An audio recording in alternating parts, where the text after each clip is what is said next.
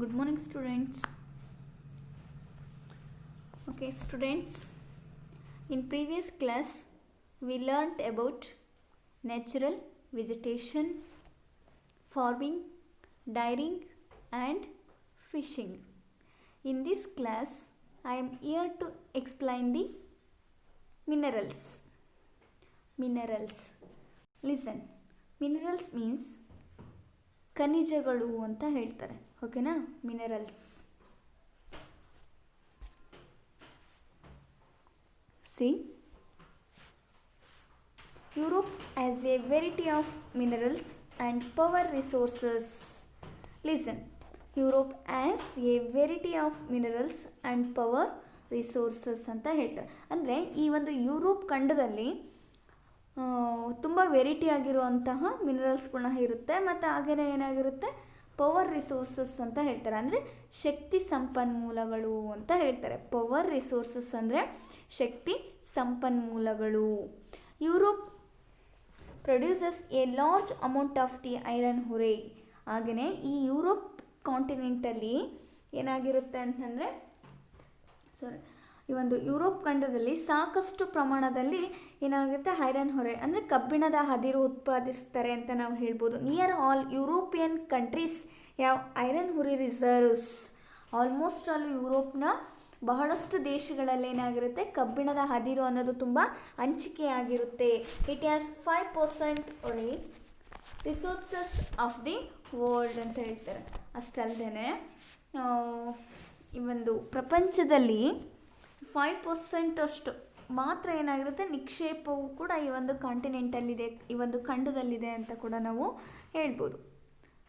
France, Germany, Spain, Britain, next one Sweden are the outstanding iron ore producing country.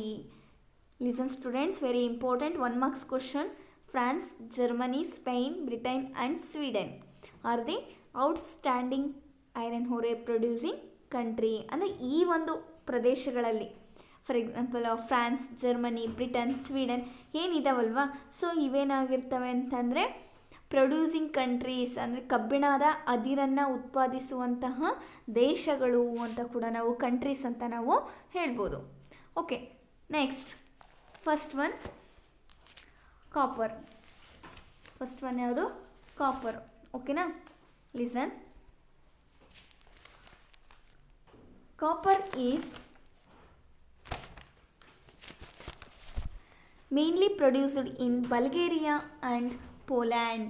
Listen, copper is mainly produced in Bulgaria and Poland. Copper ಈ ಒಂದು Bulgaria ಮತ್ತು ಪೋಲೆಂಡ್ಗಳು ಏನಿದಾವಲ್ವಾ, ಈ ಒಂದು ಕಂಟ್ರೀಸಲ್ಲಿ ಉತ್ಪಾದಿಸ್ತವೆ ಅಂತ ನಾವು ಹೇಳ್ಬೋದು. Europe is poor in petroleum and natural gases. Listen, Europe is poor in petroleum and natural gases.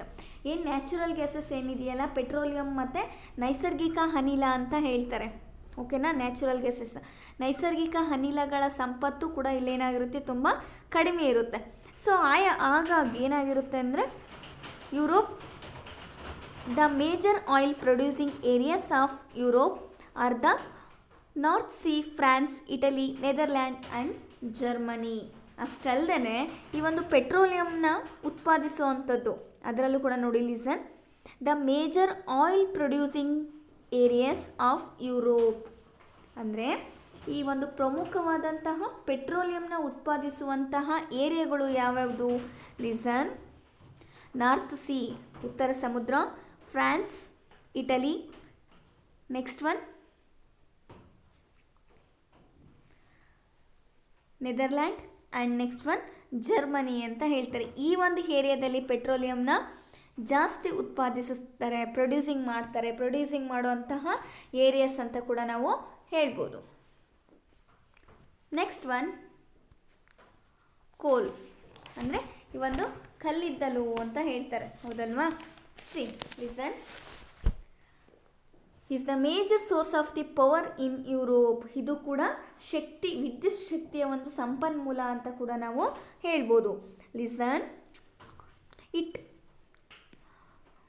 Deposits are the found all over the continent except in Scandinavia and Mediterranean country. ಹಾಗೆಯೇ Scandinavia ಮತ್ತು Mediterranean countries ಏನಿದಾವಲ್ವ, so ಈ ಒಂದು ಪ್ರದೇಶನ ಹೊರತುಪಡಿಸ್ಬಿಟ್ಟು ಏನು ಮಾಡ್ತಾರೆ ಅಂತಂದರೆ ಇನ್ನು ಇರೋ ಕಡೆ ಎಲ್ಲ ಏನಾಗಿರುತ್ತೆ, ಇದರ ಒಂದು ನಿಕ್ಷೇಪ ಏನಾಗಿರುತ್ತೆ, ಹಂಚಿಕೆ ಆಗ್ತಾ ಹೋಗಿರುತ್ತೆ. ಓಕೆನಾ. High quality bituminous, listen, high quality of bituminous ಕೋಲ್ is found in European Russia. ಹಾಗೆಯೇ ಈ ಒಂದು ಯುರೋಪಿಯನ್, ರಷ್ಯಾ, ಬ್ರಿಟನ್, ಜರ್ಮನಿ ಈ ಒಂದು ಏರಿಯಾಗಳಲ್ಲೆಲ್ಲ ಕೂಡ ಏನಾಗಿರುತ್ತೆ ಅಂತಂದರೆ ತುಂಬ ಹೈ ಕ್ವಾಲಿಟಿನಲ್ಲಿ ಈ ಒಂದು ಹಂಚಿಕೆ ಆಗಿದೆ ಅಂತ ಕೂಡ ನಾವು ಹೇಳ್ಬೋದು.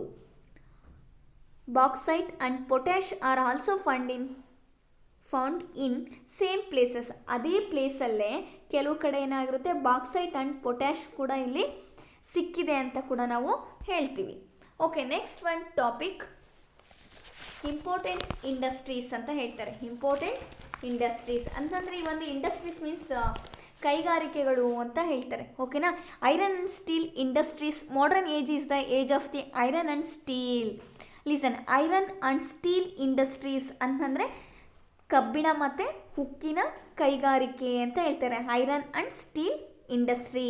Modern age is the age of the iron and steel ಅಂತ ಹೇಳ್ತಾರೆ. ಮಾಡರ್ನ್ ಏಜು ಅಂದರೆ ಈ ಒಂದು ಆಧುನಿಕ ಯುಗ ಏನಾಗಿರುತ್ತೆ ಅಂದರೆ ಕಬ್ಬಿಣ ಮತ್ತು ಉಕ್ಕಿನ ಯುಗ ಆಗಿರುತ್ತೆ ಅಂತ ಕೂಡ ನಾವು ಹೇಳ್ಬೋದು. This heavy industry produces iron and steel which is the basic for a large number of the subsidiary industries. ಅಷ್ಟಲ್ಲದೆ ಈ ಒಂದು ಹಲವಾರು ಕೈಗಾರಿಕೆಗಳಿಗೆ ಅಗತ್ಯವಾದಂತಹ ಕಬ್ಬಿಣ ಮತ್ತು ಉಕ್ಕುಗಳನ್ನು ಇಲ್ಲಿ ಉತ್ಪಾದಿಸ್ತಾ ಇದ್ದಾರೆ ಅಂತ ಕೂಡ ನಾವು ಹೇಳ್ಬೋದು. ಹಾಗಾದರೆ listen, the important iron and steel producing areas, very important, ನಿಮಗೆ ಒಂದೊಂದು ಮಾರ್ಕ್ಸ್ ಕ್ವಶನ್ ರೈಸ್ ಮಾಡ್ತಿರ್ತಾರೆ ಅಡಿಷ್ನಲ್ ಕ್ವಶನ್ ಆಗಿ. The important iron and steel producing areas are ಅಂದರೆ ಈ ಒಂದು ಕಬ್ಬಿಣ ಮತ್ತು ಉಕ್ಕನ್ನು ಏನು ಉತ್ಪಾದಿಸ್ತಾರಲ್ವ, ಸೊ ಆ ಪ್ರದೇಶಗಳು ಯಾವುದು? Listen, first one Germany, Ruhr, Saar. Germany, Ruhr, Saar, Weser, river basins and Berlin areas. Listen, first one ಯಾವುದು? Germany, Ruhr, Saar, Weser, river basins and Berlin areas. ಈ ಒಂದು ಪ್ರದೇಶ first one. Okay, second one Britain, Black Country, Sheffield, north eastern, coastal and South Wales areas. ಈ ಒಂದು ಪ್ರದೇಶ ಕೂಡ second one ಆಗಿರುತ್ತೆ. ಹಾಗೆ third one France, Lorraine, north western and eastern border areas ಏನಿದಾವಲ್ವಾ, France ಇರ್ಬೋದು, ಲೊರೈನ್ ಇರ್ಬೋದು, ಅಥವಾ ನಾರ್ತ್ ವೆಸ್ಟರ್ನ್ ಇರ್ಬೋದು ಅಂದರೆ ವಾಯುವ್ಯ ಇರ್ಬೋದು, ಆ್ಯಂಡ್ ಈಸ್ಟರ್ನ್ ಬಾರ್ಡರ್ ಏರಿಯಾಸ್ ಅಂದರೆ ಪೂರ್ವ ಗಡಿ ಪ್ರದೇಶಗಳಿದಾವಲ್ವ, ಸೊ ಇವೇನಾಗಿರ್ತವೆ, ಈ ಒಂದು ಪ್ರದೇಶಗಳು ಕೂಡ ಏನಾಗಿರುತ್ತೆ ಇಲ್ಲಿ ಇಂಪಾರ್ಟೆಂಟ್ ಇಂಡಸ್ಟ್ರೀಸ್ಗಳಿರೋದನ್ನು ನಾವು ನೋಡ್ಬೋದು. Okay, next one cotton industries or cotton textile. Listen, ಈ ಕಾಟನ್ ಟೆಕ್ಸ್ಟೈಲಿಗೆ ಬಂದರೆ ಅಂದರೆ ಹತ್ತಿ ಬಟ್ಟೆ ಕೈಗಾರಿಕೆ ಅಂತ ಹೇಳ್ತಾರೆ. ಓಕೆನಾ. Listen, Europe has also developed many agro based industries. ಅಂದರೆ ಇದು ಒಂದು ಯುರೋಪ್ ಅನ್ನುವಂಥದ್ದು ಏನಾಗಿರುತ್ತೆ ಅಂದರೆ ತುಂಬ ಜಾಸ್ತಿ ಕೃಷಿ ಆಧಾರಿತ ಕೈಗಾರಿಕೆಗಳಿಂದ ಇದು ಅಭಿವೃದ್ಧಿ ಆಗಿದೆ, ಡೆವಲಪ್ಮೆಂಟ್ ಆಗಿದೆ ಅಂತ ನಾವು ಹೇಳ್ಬೋದು. Cotton textile industries is one of them. ಅದರಲ್ಲಿ ಏನು ಕಾಟನ್ ಟೆಕ್ಸ್ಟೈಲ್ ಇಂಡಸ್ಟ್ರೀಸ್ ಇದೆಯಲ್ಲ ಅಂದರೆ ಹತ್ತಿ ಬಟ್ಟೆ ಕೈಗಾರಿಕೆ ಕೂಡ ಒಂದು ಅಂತ ನಾವು ಹೇಳ್ಬೋದು. It is widely distributed throughout Europe using raw cotton which is important from other countries. ಅಂದರೆ listen, it is widely distributed throughout Europe using raw cotton which is important to other countries. ಅಂದರೆ ಈ ಯುರೋಪ್ನಾದ್ಯಂತ ಏನಾಗಿರುತ್ತೆ ತುಂಬ ಹತ್ತಿ ಗಿರಣಿಗಳಿದಾವಲ್ವ, so ಈ ಒಂದು ಕಚ್ಚಾ ಹತ್ತಿಯನ್ನು ಹೊರಪಡಿಸ್ಬಿಟ್ಟು ಇಲ್ಲೇನು ಮಾಡ್ತಾರೆ ಅಂದರೆ ಬೇರೆ ದೇಶದಿಂದ ಇದನ್ನು ಆಮದು ಮಾಡ್ಕೊಳ್ತಿದ್ದಾರೆ. ಸೊ ಅಷ್ಟಲ್ಲದೆ Britain is the birth place of the modern cotton textile industries. ಏನು ಬ್ರಿಟನ್ ವೆರಿ ಇಂಪಾರ್ಟೆಂಟ್, ಅಂಡರ್ಲೈನ್ ಮಾಡ್ಕೋಬೇಕಿಲ್ಲ ಇನ್ನು. Britain is the birth place of modern cotton textile industries. ಅಂದರೆ ಬ್ರಿಟನ್ ಅನ್ನುವಂಥದ್ದು ಆಧುನಿಕ ಹತ್ತಿ ಬಟ್ಟೆ ಕೈಗಾರಿಕೆಯ ಒಂದು ಉಗಮ ಸ್ಥಳ ಅಂತ ಕೂಡ ನಾವು ಹೇಳ್ಬೋದು. Next one Lancashire, next one Cheshire and Derbyshire ಇವೇನಾಗಿರ್ತವೆ are the important centres of cotton textile. First one is Lancashire, second was Cheshire and third one is Derbyshire. ಇವೇನಾಗಿರ್ತವೆ are the important centre of the cotton textile. Germany and France are other major producers of cotton textile. Germany ಮತ್ತು ಫ್ರಾನ್ಸ್ಗಳು ಕೂಡ ಏನಾಗಿರುತ್ತೆ ಪ್ರಮುಖವಾದಂತಹ ಹತ್ತಿ ಜವಳಿ ವಸ್ತುಗಳನ್ನು ಉತ್ಪಾದಿಸುವಂತಹ countries ಅಂತ ಕೂಡ ನಾವು ಹೇಳ್ಬೋದು. Next ship building. Next one ಯಾವುದು? ಶಿಪ್ ಬಿಲ್ಡಿಂಗ್ ಅಂತಂದರೆ ಒಂದು ಹಡಗು ಕಟ್ಟುವಂಥ ಒಂದು ಕೈಗಾರಿಕೆ. Listen, this is A branch of heavy engineering and essentially and assembling industries. This is A branch of heavy engineering and essentially and assembling industries. ಅಂದರೆ ಇದೊಂದು ದೊಡ್ಡ ಪ್ರಮಾಣದ ಎಂಜಿನಿಯರಿಂಗ್ ಮತ್ತು ವಿಶೇಷವಾಗಿ ಜೋಡಣೆ ಕೈಗಾರಿಕೆ ಆಗಿದೆ ಅಂತ ನಾವು ಹೇಳ್ಬೋದು.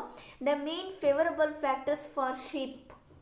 ಹಾಗೆಯೇ ಏನು ಅದು ಒಂದು ಶಿಪ್ಪಿನ ಒಂದು ಫ್ಯಾಕ್ಟರ್ಸ್, ಫೇವರಬಲ್ ಫ್ಯಾಕ್ಟರ್ಸ್ ಏನಿದಾವಲ್ವ, ಸೊ ಅವೆಲ್ಲದರಿಂದಲೂ ಕೂಡ buildings are technological excellence, good harbour sites, industries progresses etcetera. ಇವೆಲ್ಲದರಲ್ಲೂ ಕೂಡ ಒಂದು ಕೈಗಾರಿಕೆ ತಂತ್ರಜ್ಞಾನದ ಒಂದು ಪ್ರಗತಿ ಇರ್ಬೋದು ಮತ್ತು ಕೈಗಾರಿಕಾ ಪ್ರಗತಿ ಇರ್ಬೋದು. ಈ ಎಲ್ಲದರಲ್ಲೂ ಕೂಡ ಏನಾಗಿರುತ್ತೆ ಅಂತಂದರೆ ಈ ಒಂದು ಯುರೋಪ್ ಅನ್ನೋವಂಥದ್ದು ತುಂಬ ಮುಂದುವರೆದಿದೆ ಅಂತ ನಾವು ಹೇಳ್ಬೋದು. Germany is Europe's leading ship building country. Sweden, Britain and France are the other ship building countries of Europe. ಅಷ್ಟಲ್ಲದೆ ಏನಾಗಿರುತ್ತಾನೆ, Germany is Europe leading ship ಅಂತ ಹೇಳ್ತಾರೆ. ಅಂದರೆ ಇದೊಂದು ಜೋಡಣೆಯ ಒಂದು ಕೈಗಾರಿಕೆ ಪ್ರದೇಶ ಅಂತ ಕೂಡ ನಾವು ಹೇಳ್ಬೋದು. ಮತ್ತು ಹಡಗು ಕಟ್ಟುವಂಥ ಒಂದು ಪ್ರದೇಶ ಅಥವಾ ದೇಶ. ಓಕೆ, ಇದರಲ್ಲಿ ಕೂಡ ಏನಾಗಿರುತ್ತೆ ಸ್ವೀಡನ್, ಬ್ರಿಟನ್ ಆ್ಯಂಡ್ ಫ್ರಾನ್ಸ್ ಇವೇನಿದಾವಲ್ವ, ಇವೇನಾಗಿರುತ್ತೆ ಅಂದರೆ ಇನ್ನು ಅದರ್ಸ್ ಒಂದು ಹಡಗು ಕಟ್ಟುವಂತಹ ಬೇರೆ ಬೇರೆ ಯುರೋಪಿನ ದೇಶಗಳು ಅಂತ ಕೂಡ ನಾವು ಹೇಳ್ತೀವಿ. ನೆಕ್ಸ್ಟ್ ಒನ್ ಇಂಡಸ್ಟ್ರಿ ಆಟೋಮೊಬೈಲ್ಸ್, ಅಂದರೆ ಸ್ವಯಂ ಚಾಲಿತ ವಾಹನ ಕೈಗಾರಿಕೆ ಅಂತ ಕೂಡ ನಾವು ಹೇಳ್ಬೋದು. Listen, the industry includes manufacturing of cars, trucks, buses, scooters, etc. The industry includes manufacturing of cars, trucks, buses, scooters, etc. ಅಂದರೆ ಕಾರು, ಟ್ರಕ್ಕು, ಬಸ್ಸು, ಸ್ಕೂಟರ್ ಇಂಥವುಗಳನ್ನು ಇನ್ನು ಯಾವುದೇ ರೀತಿಯಾದಂತಹ and any other vehicles which are run with A major engine. ಅಂದರೆ ಯಾವುದೇ ಇತರ ವಾಹನಗಳನ್ನು ತಯಾರಿಸುವಂಥ ಒಂದು ಉದ್ಯಮ ಅಂತ ಹೇಳ್ಬೋದು. Automobile industry is an assembling industries. ಇದೊಂದು ಅಸೆಂಬ್ಲಿಂಗ್ ಇಂಡಸ್ಟ್ರೀಸ್ ಅಂದರೆ ಒಂದು ಜೋಡಣೆಯ ಕೈಗಾರಿಕೆ ಅಂತ ಕೂಡ ನಾವು ಹೇಳ್ಬೋದು. It is highly technical and expensive industries. Highly technical ಅಂದರೆ ಅತ್ಯುತ್ತಮ ತಾಂತ್ರಿಕ ಮತ್ತು ಈ ಒಂದು ಎಕ್ಸ್ಪೆನ್ಸಿವ್ ಇಂಡಸ್ಟ್ರಿ ಅಂದರೆ ವೆಚ್ಚದಾಯಕವಾದಂಥ ಒಂದು ಕೈಗಾರಿಕೆ.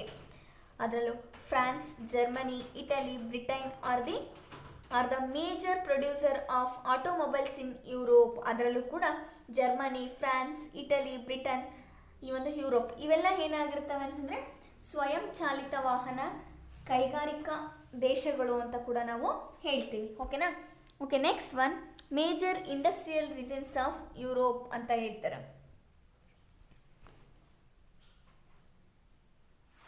Major industrial regions. Listen, there is a sort of triangle in which the major industries of Europe are located is known as the industrial heart of the Europe. Europe ಅನ್ನುವಂಥದ್ದು ಒಂದು ಕೈಗಾರಿಕಾ ಹೃದಯ ಅಂತಲೂ ಕೂಡ ಇದನ್ನು ಕರೀತಾರೆ. It is known as the industrial heart of the Europe ಅಂತ ಇದನ್ನು ಕರೀತಾರೆ. ಲಿಸನ್, ವೆರಿ ಇಂಪಾರ್ಟೆಂಟ್ ಆಗಿರೋಂತಹ ಇದು following are the industrial regions of Europe ಅಂತ ಹೇಳ್ತಾರೆ. ಅಂದರೆ ಬೇರೆ ಬೇರೆ ರೀತಿಯಾದಂಥ ಒಂದು ಇಂಡಸ್ಟ್ರೀಸ್ಗಳ್ನು ಕೂಡ ನಾವಿಲ್ಲಿ ನೋಡ್ಬೋದು. ಫಸ್ಟ್ ಒನ್ ಅದರಲ್ಲಿ ಮೇಯ್ನ್ ಆಗಿರೋ ಅಂಥದ್ದು the industrial regions of Britain, ಅಂದರೆ ಬ್ರಿಟನ್ನ ಒಂದು ಕೈಗಾರಿಕಾ ವಲಯ. Second one is the western triangular industrial region ಅಂದರೆ ಪಶ್ಚಿಮ ತ್ರಿಕೋನ ಕೈಗಾರಿಕಾ ವಲಯ. Third one is the Paris industrial region known as the industrial heart of the Europe. Paris industrial region ಅಂತ ಹೇಳ್ತಾರೆ, ಅಂದರೆ ಪ್ಯಾರಿಸ್ಸಿನ ಒಂದು ಕೈಗಾರಿಕಾ ವಲಯ ಅಂತ ಹೇಳ್ತಾರೆ. Next one the Lorraine Saar industrial region, Lorraine Saar. Next one the upper Rhine region ಅಂತಂದರೆ ರೈನ್ ನದಿಯ ಮೇಲ್ಕಣಿವೆ ವಲಯ. Next sixth one the eastern Germany to north west Czech and Slovakia, ಸೈಲೇಸಿಯಾ.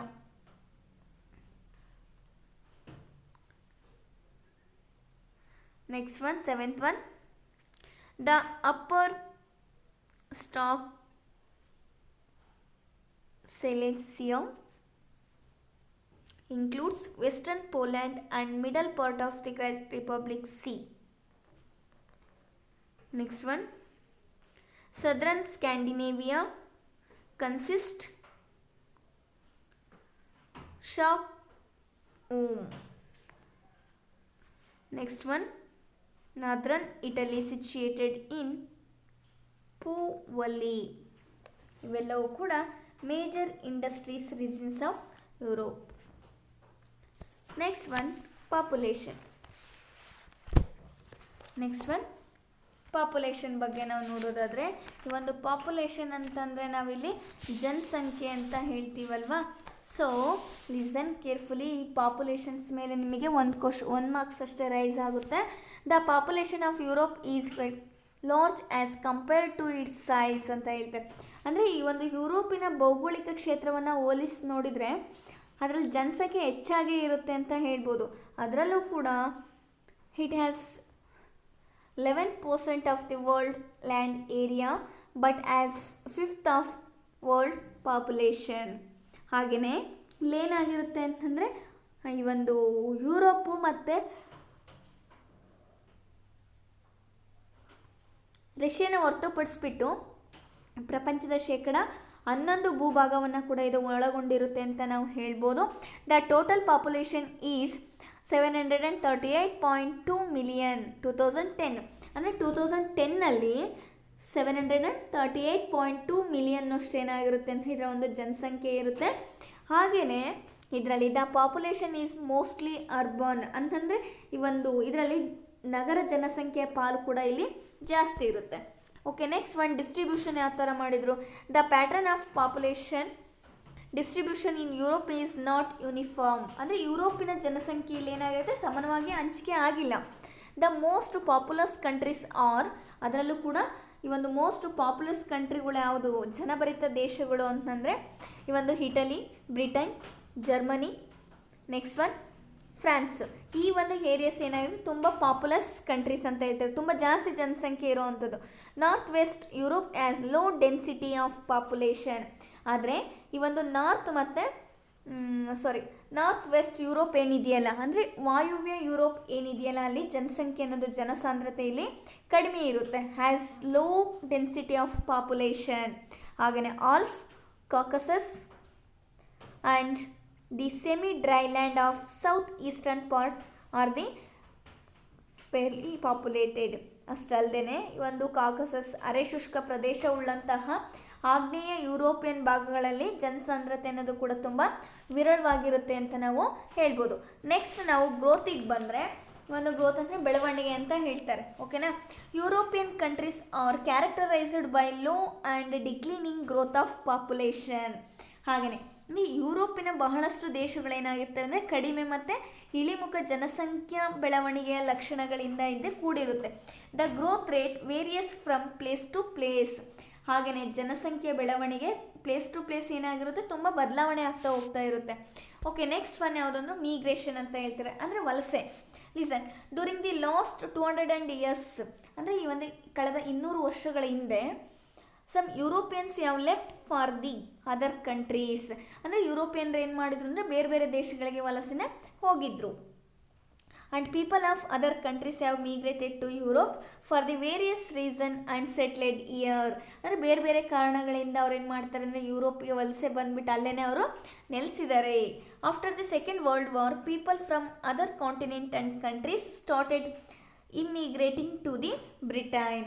After Second World War ಅಂದರೆ ಎರಡನೇ ಜಾಗತಿಕ ಯುದ್ಧದ ನಂತರ ಏನಾಗಿರುತ್ತೆ ಅಂತಂದರೆ ಈ ಒಂದು ಬೇರೆ ಬೇರೆ other continents or countries started immigrated to the Britain. ಅಂದರೆ ವಿವಿಧ ಖಂಡ ಅಥವಾ ದೇಶಗಳಿಂದ ಜನರು ಏನು ಮಾಡಿದರು, ಈ ಒಂದು ಬ್ರಿಟನ್ಗೆ ವಲಸೆ ಬರೋದಕ್ಕೆ ಸ್ಟಾರ್ಟ್ ಮಾಡಿದ್ರು. ಅದರಲ್ಲೂ ಕೂಡ most of the immigrants have been Italians. ಅದರಲ್ಲಿ ತುಂಬ ಜನ ಇದ್ದಿದ್ದು ಇಟಾಲಿಯನ್ಸ್ ಅಂತಲೂ ಕೂಡ ನಾವು ಹೇಳ್ತೀವಿ. ನೆಕ್ಸ್ಟ್ ಒನ್ ಯಾವುದು ಅಂತಂದರೆ ನಾವು ಡೆನ್ಸಿಟಿ ಅಂತ ಹೇಳ್ತಾರೆ. ಲಿಸನ್, ಈ ಡೆನ್ಸಿಟಿನ ನಾವು ನೋಡೋದಾದರೆ ಅಂದರೆ ಜನಸಾಂದ್ರತೆ ಅಂತ ಹೇಳ್ತಾರೆ. ಓಕೆನಾ? Listen, the average density of population in Europe is 76 persons per kilometer per second. ಅಂದರೆ ಯುರೋಪಿನ ಜನಸಾಂದ್ರತೆ ಏನಾಗಿರುತ್ತೆ ಅಂತಂದರೆ ಇಲ್ಲಿ ತುಂಬ ವೇರಿಯೇಷನ್ ಆಗಿರುತ್ತೆ, ವೈವಿಧ್ಯಮಯವಾಗಿರುತ್ತೆ. ಅಷ್ಟಲ್ಲದೆ ಯುರೋಪ್ ಈ 76 persons per kilometer per second. ಅಂದರೆ ಈ ಒಂದು ಯುರೋಪಿನಲ್ಲಿ ಸರಾಸರಿ ಜನಸಂಖ್ಯೆ ಏನಾಗಿರುತ್ತೆ ಅಂದರೆ ಪ್ರತಿ ಚದರ ಕಿಲೋಮೀಟರ್ಗೆ 76 ಜನ ಕಂಡು ಬರ್ತಾರೆ. ಓಕೆನಾ? ಹಾಗೆಯೇ high developed Netherland contents 950 persons per kilometer. ಆದರೆ ಈ ಒಂದು ನೆದರ್ಲ್ಯಾಂಡಲ್ಲಿ ಏನಾಗಿರುತ್ತೆ ಅಂದರೆ ಪ್ರತಿ ಚದರ ಕಿಲೋಮೀಟರ್ಗೆ 950 ಜನರಿದ್ದರೆ ಈ ಒಂದು ಐಸ್ಲ್ಯಾಂಡ್, ನೆಕ್ಸ್ಟ್ ಒನ್ ಯಾರು ಬರ್ತಾರೆ? ಐಸ್ಲ್ಯಾಂಡ್ ಬರ್ತಾರೆ. Okay, it is only 3 persons per kilometer per in Iceland. ಆದರೆ ಐಸ್ಲ್ಯಾಂಡಿಯಲ್ಲಿ ಏನು ಮಾಡ್ತಾರೆ ಅಂತಂದರೆ ಪ್ರತಿ ಚದರ ಕಿಲೋಮೀಟರ್ಗೆ 3 persons ಮಾತ್ರ ಇಲ್ಲಿರ್ತಾರೆ. ಓಕೆನಾ? ಹಾಗೆಯೇ high density of population is found in low lands of north Europe. ಹಾಗಾಗಿ ಏನಾಗಿರುತ್ತೆ ಅಂದರೆ ಉತ್ತಮ ಏನಿದಾವಲ್ಲ ಲೋಲ್ಯಾಂಡ್ಸ್ ನಾರ್ತ್ ಯುರೋಪಿಯನ್ಸಲ್ಲಿ ಅಂದರೆ ಉತ್ತರ ಯುರೋಪಿನ ಒಂದು ತಗ್ಗು ಪ್ರದೇಶ ಏನಾಗಿರುತ್ತೆ ಜಾಸ್ತಿ ಡೆನ್ಸಿಟಿನ ಇಲ್ಲಿ ಒಳಗೊಂಡಿರುತ್ತೆ. ಡೆನ್ಸಿಟಿ ಆಫ್ ಪಾಪ್ಯುಲೇಷನ್ ಅಂದರೆ ಜನಸಾಂದ್ರತೆನ ಇಲ್ಲಿ ಹೊಂದಿದೆ. Okay, next the most densely populated areas in Europe are. ಹಾಗೆಯೇ ಯುರೋಪಿನ ಅತಿ ಹೆಚ್ಚು ಜನಸಾಂದ್ರತೆ ಉಳ್ಳಂತಹ ಪ್ರದೇಶ ಅಂದರೆ ದ ಇಂಡಸ್ಟ್ರಿಯಲ್ ಡಿಸ್ಟ್ರಿಕ್ಟ್ಸ್ ಅಂತ ಹೇಳ್ತಾರೆ. ಅಂದರೆ ಕೈಗಾರಿಕಾ ಜಿಲ್ಲೆಗಳಿರ್ಬೋದು. ಯಾವುದು? For example Belgium, next one German coal fields. ಅಂದರೆ ಬೆಲ್ಜಿಯಮ್ಮು ಮತ್ತು ಜರ್ಮನ್ ಕೋಲ್ ಫೀಲ್ಡ್ಸ್ ಏನಿದಾವಲ್ವ, ಅಂದರೆ ಜರ್ಮನ್ ಕಲ್ಲಿದ್ದಲು ಪ್ರದೇಶಗಳು. ಮತ್ತು next one the Greater London ಅಂತ ಹೇಳ್ತಾರೆ, the Greater London. And next one Netherlands. And next one Rhine valley, north Italy and coast lands of Spain. ಏನಿದಾವಲ್ವ ಇವೆಲ್ಲ ಪ್ರದೇಶಗಳು ಕೂಡ ಏನಾಗಿರ್ತವೆ ಅಂದರೆ ಅಲ್ಲಿ ಜನಸಾಂದ್ರತೆ ಅನ್ನುವಂಥದ್ದು ಜಾಸ್ತಿ ಕಂಡು ಬರ್ತಾ ಇರುತ್ತೆ. ಓಕೆನಾ? Listen, if you any doubt regarding this topic, ask the question. Okay students, now take the homework. First one is mention the important minerals in Europe. Mention the important minerals in Europe. Okay, thank you.